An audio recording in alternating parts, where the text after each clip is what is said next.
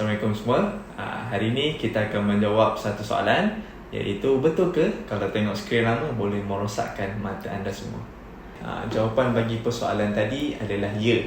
Penggunaan screen time ataupun tengok skrin yang lama ni boleh merosakkan mata anda semua dan menyebabkan beberapa masalah mata lah. Okay.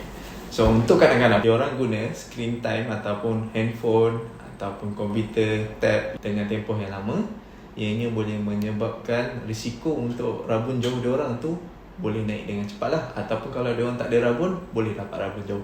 Bagi yang dewasa pula, jangan ingat anda dah terlepas. Kalau kita guna banyak screen time ni ataupun tengok skrin yang lama, kita boleh dapat satu masalah, iaitu dry eye syndrome. Dry eye syndrome ni adalah bila di mana mata kita ni kering. So apa yang kita akan rasa, biasanya mata kita akan cepat berair, cepat rasa pedih, cepat rasa macam berpasir, gatal, sekaligus menyebabkan vision kita tu kadang-kadang tengok handphone tu jadi kabur, ataupun vision tu fluctuate lah. Bila kelip, dia jelas, tapi dalam lama dia jadi kabur.